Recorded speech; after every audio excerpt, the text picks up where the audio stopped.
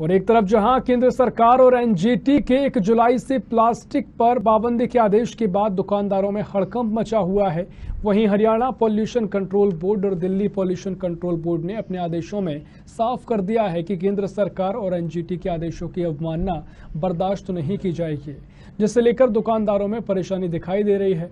बता दें कि दुकानदारों में इस बात को लेकर भ्रम है कि दुकानों पर उन्हें किस तरह की पॉलीथीन बेचनी है और किस तरह की नहीं, जिसके चलते दुकानदार अशोक गुप्ता ने प्रशासन से इसके लिए एक जागरूकता कार्यक्रम चलाने की बात कही है।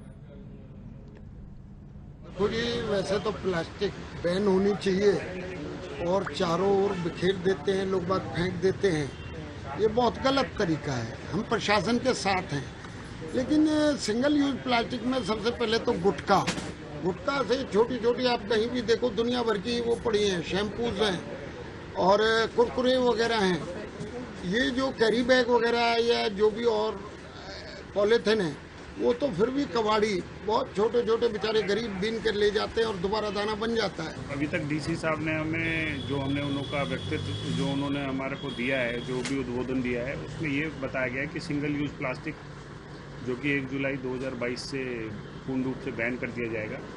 तो अभी तक तो व्यापारी वर्ग में जो भी दुकानदार भाई लोग हैं, उनको यही नहीं पता कि सिंगल यूज़ प्लास्टिक में क्या आता है।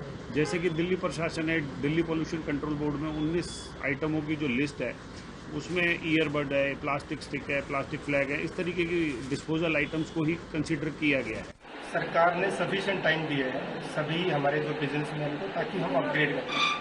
ये एक दिन नहीं, आज से 1 साल पहले सरकार ने कहा था कि 1 जुलाई 2022 से हम सिंगल यूज प्लास्टिक खत्म करेंगे। ये हमारी सरकार की भी कमिटमेंट है यदि वर्ल्ड फोरम की बात करें, और ये सभी के फायदे के लिए। एडमिनिस्ट्रेशन की बात करें तो हमने अपनी टीम्स बना दी है, सभी एसडीएम से हमारे तहसीलदार, नायब तहसीलदार, सभी जो भी एरियाज में लोगों को अवेयर करेंगे। 30 जून तक अवेयर करेंगे। मैंने निगम के भी कमिश्नर साहब से रिक्वेस्ट की है कि वो भी अपनी टीम बना के, जो कमिश्नर या बाकी नीचे हमारे जो भी अधिकारी हैं, उनकी टीम बना के लोगों को बताएं।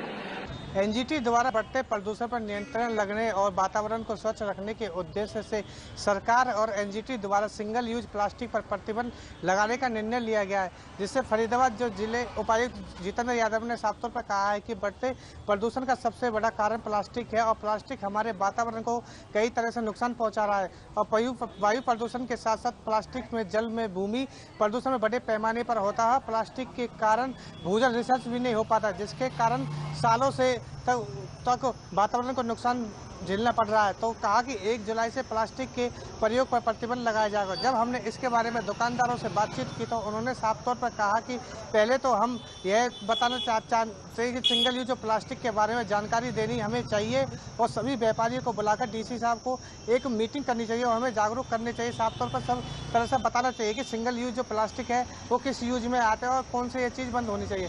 अब देखने वाली बात यह होगी कि ये दुकानदार सरकार के नियमों का कितना पालन कर पाएगी। साधना न्यूज, फरीदाबाद, जितेंद्र बेनीवाल।